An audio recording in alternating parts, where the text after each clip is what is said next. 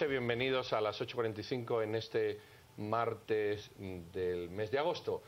Como ustedes saben, porque si no lo saben es que no viven en este mundo, la noticia del día, más que del día, del fin de semana hasta hoy, es la detención de la ex vicepresidenta Baldetti y hoy en particular el auto de procesamiento o los delitos que el juez le atribuye después de haber oído un par de días una serie de pruebas, versiones, defensas, acusaciones, el Ministerio Público y la defensa. De eso vamos a hablar con nuestros invitados.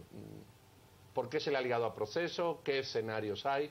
¿Qué se puede hacer? ¿Qué se puede esperar de todo esto en un ambiente racional? Aunque tal y como está el país, la racionalidad no prima mucho y cualquier análisis que aquí hagamos mañana se puede caer por otra cuestión que ustedes mejor que yo saben que ocurre cada hora. Hoy no está doña Silvia Gerda, pero tenemos la compañía de Carmen Ortiz. Carmen, buenas noches, bienvenida. Pedro, y dos invitados, Julio García Merlos, que es abogado penalista, y Osvaldo Samayoa, que es coordinador jurídico del Centro de Estudios de Guatemala. Jóvenes, buenas noches. Entonces, doña Carmen, pues empezamos contigo.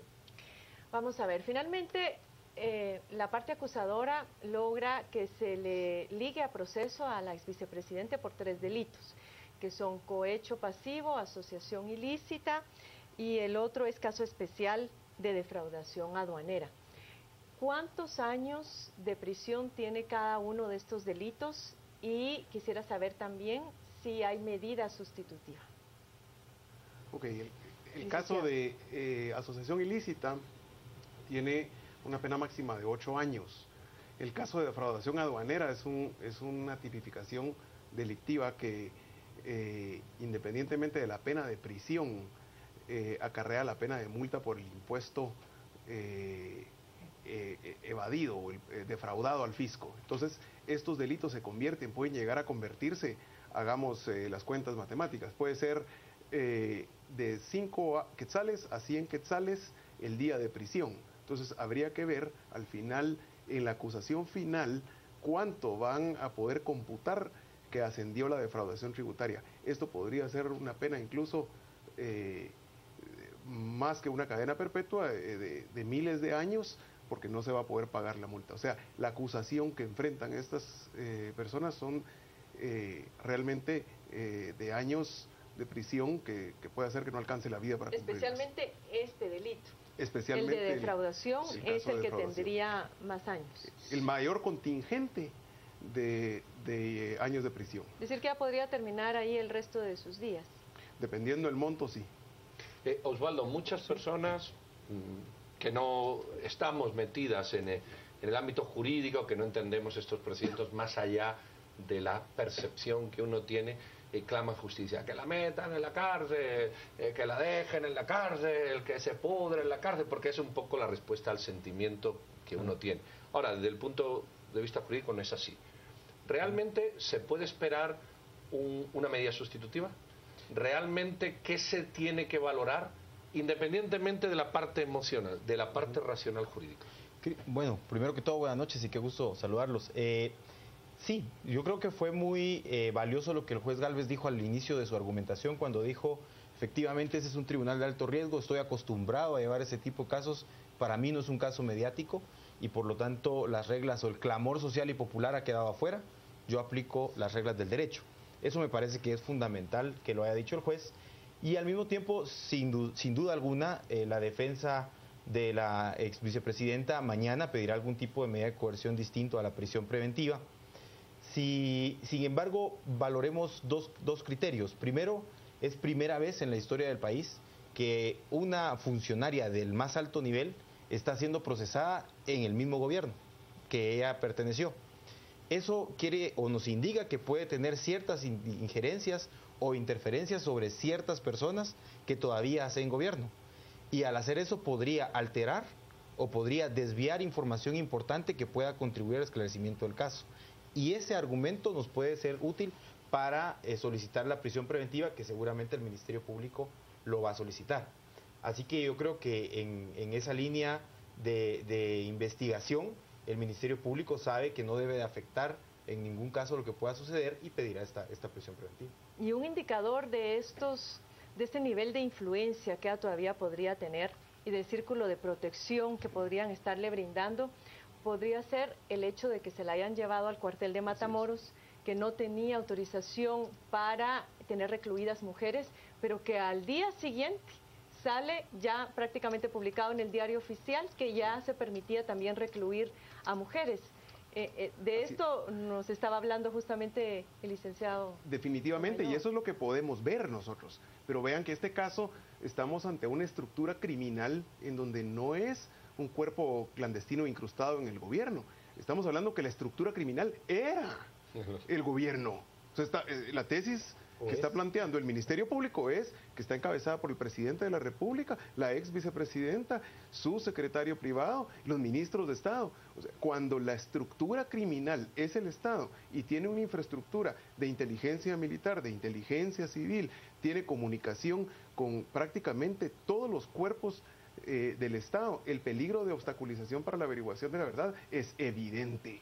O sea, yo creo que no hay duda de que con la capacidad que han demostrado de organización en esta estructura criminal puedan influir. Y de hecho hay precedentes en el caso, en la primera, digamos, camada de órdenes de captura, en este caso, de que eso sucedió. Por otro lado, debe tomarse en cuenta el peligro de fuga y para esto se debe tomar en cuenta la actitud del sindicado, en todos los casos, son normas generales. Y vemos que ella, si bien es cierto, quiso de cierta forma dar la impresión de que se ponía a disposición de los tribunales, presentándose, nombrando abogado. Esto lo que estaba haciendo era preparando precisamente estos argumentos que ya veía venir la defensa.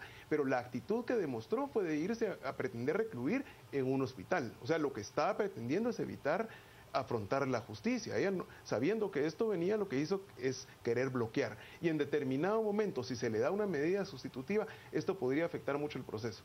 Porque cualquier abogado defensor sabe que con una medida sustitutiva cambia la estrategia. Media vez el sindicado esté fuera de prisión, obstaculizar el proceso con amparos, con recursos, con recusaciones. Eso lo hemos visto en todos estos casos. Se vuelve eterno. Se vuelve eterno. Van a tratar de bloquear el proceso.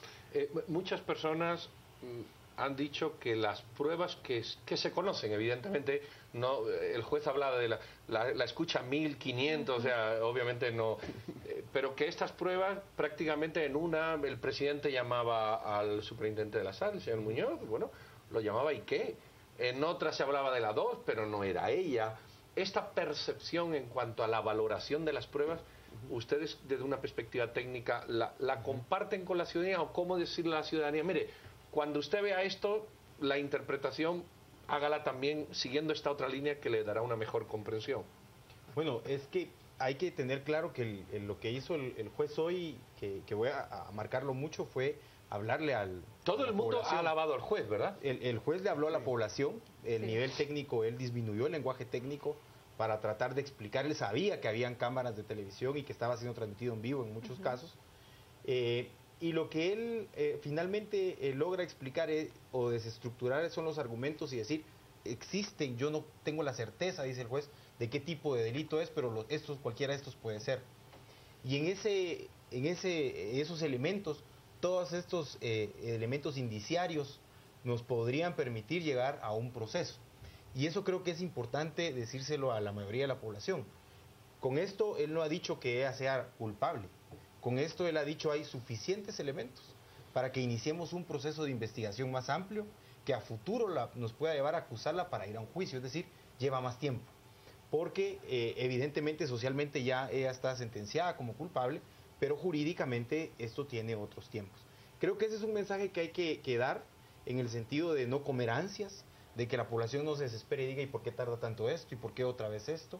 Porque recursos, ella como un sujeto que está haciendo del proceso, tiene el derecho a interponer estos recursos, tiene el derecho a plantear muchos de estos elementos. Lo que a la gente le molesta es que vaya a seguir gozando de los privilegios que ha gozado hasta ahora, incluyendo en términos de seguridad. Hoy un medio de comunicación digital decía, ahora la ex vicepresidente tiene más seguridad de la que tenía cuando estaba en funciones.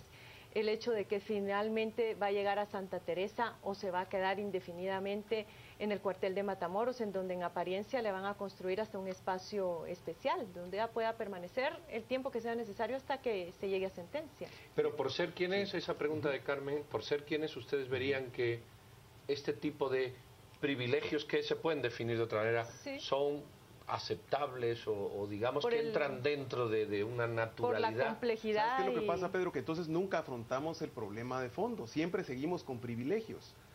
Si nosotros siempre vamos a hacer clasificaciones, vamos a caer en lo que siempre pasa en Latinoamérica, en este tipo de cárceles que han existido siempre, en donde hay mansiones, hay lujos, hay privilegios. ¿Por qué? Porque esto es parte del mismo desastre que este gobierno causó. No se preocuparon por crear condiciones en el sistema carcelario.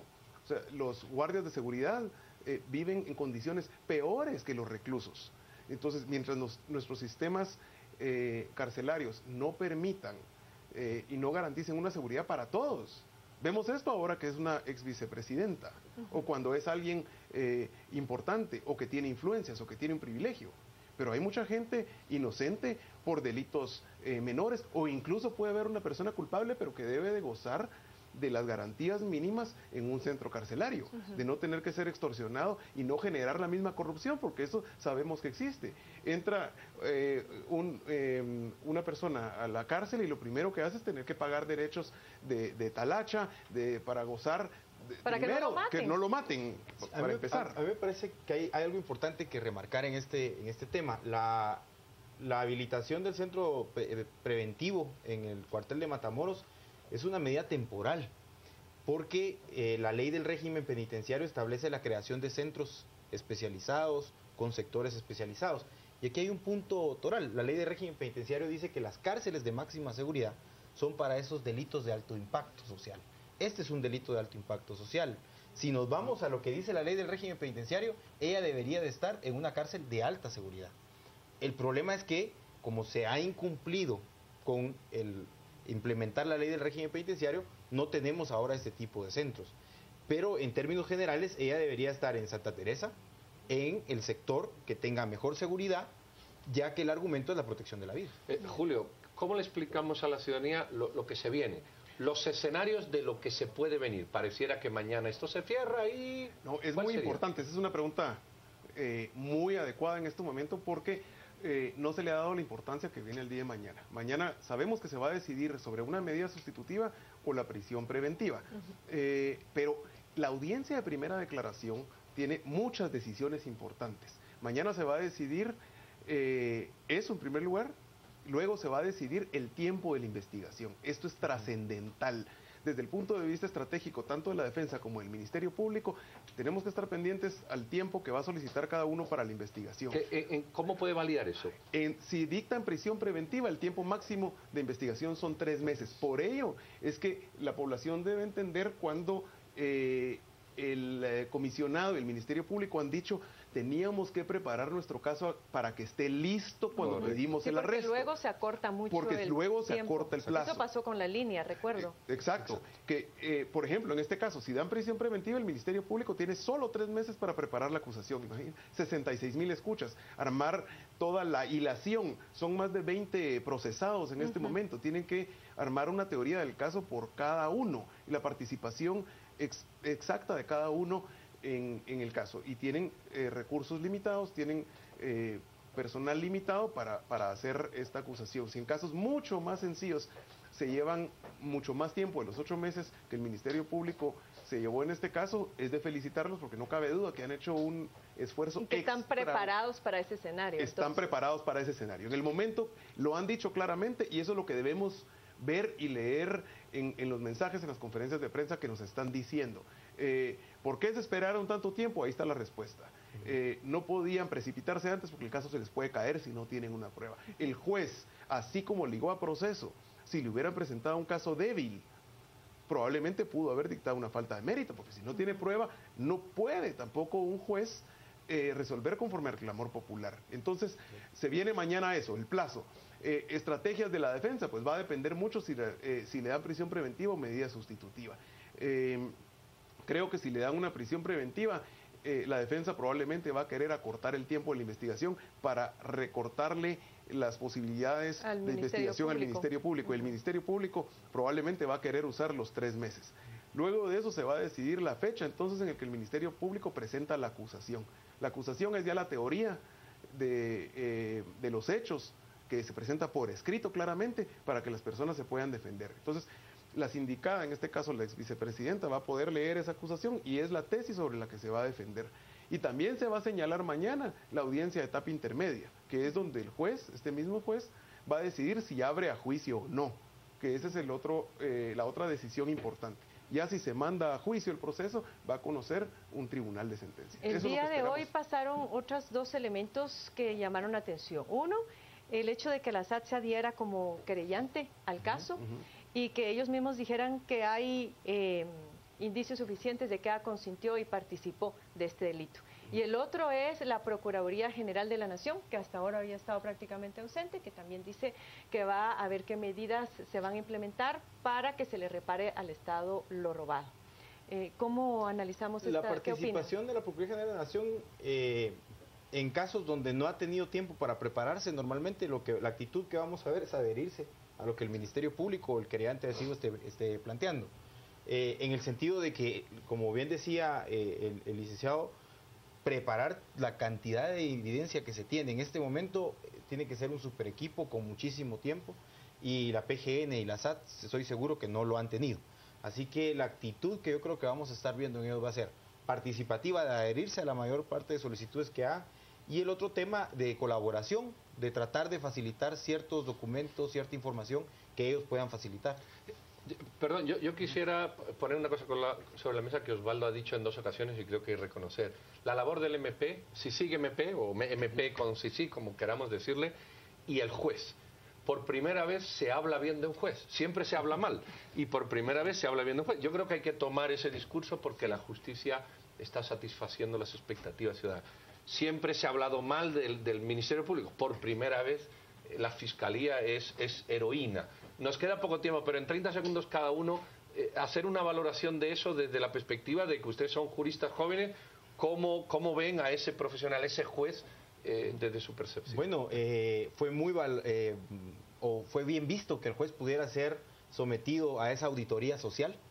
Eso creo que lo hablábamos hace un ratito. Es muy probable que sea bueno tener un canal de televisión en el organismo judicial donde transmite casos, donde transmite esas audiencias por educación popular, por fiscalización y por auditoría social, porque ahí vamos a encontrar a los jueces buenos y ahí vamos a reflejar lo que les está motivando a resolver de una u otra forma, y los vamos a obligar a resolver como el juez hizo hoy, 2 horas para estar argumentando la resolución.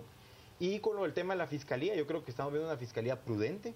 Me pareció muy atinado lo que decía la fiscal a algunos otros medios de comunicación cuando decía, bueno, no estamos partiendo de suposiciones, nos dio muchísima pena, pero cuando aparece cualquier persona indiciada en un proceso, no nos tiembla la mano para firmar, porque tenemos que aplicar justicia. Y su mayor presión, dice, es la Constitución. Creo que son mensajes muy contundentes y muy valiosos. Bueno, en cuanto a CICIG, yo creo que la CICIG de Iván Velázquez es una CICIG muy diferente de la que habíamos estado acostumbrados en otras administraciones. Le ha dado preponderancia y le ha dado para lo que fue constituida, para fortalecer las instituciones, especialmente el Ministerio Público, que se ha visto fortalecido, y en este caso pues ha hecho pública su buena labor. Hay muchísimos casos en los que el Ministerio Público ha participado y investigado bien. Bueno, señores, muchísimas gracias. Creo que ha quedado clara la postura de lo que puede pasar y de lo que ha pasado, y destacar la labor del Ministerio Público y de los jueces, como bien decía Osvaldo y Julio certificaba. Hay que hacerlo más a menudo, hacerlo público. La auditoría social queda contenta cuando ve evidentemente lo que ocurre. Muchas gracias a ambos. Nos vamos a ir con nuestro compañero Juan Carlos Sandoval a ver qué se ha dicho en las redes. Juan Carlos. Gracias, doctor Trujillo. Vámonos a las redes. Nos plantean a través de las mismas. Ceci, Guate en totalidad debería de adherirse, pues nos robaron a un sector, no le robaron a un sector, sino que nos robaron a toda una nación. Yani nos plantea, ¿quién habló? Un juez honesto en Guatemala. Nos plantea Ragazzo, el Ministerio de Gobernación debe proteger a los periodistas y no a Valdetti. Carmen, esas mismas condiciones dan lugar a la corrupción. Después no nos quejemos si los guardias se vuelven cómplices en crímenes y mágicamente Matamoros también se volvió reclusorio de mujeres, es lo que nos dice el señor Kotzajay. Son parte de los mensajes que tenemos. Una segunda entrevista al regresar de la pausa acá a las 8:45.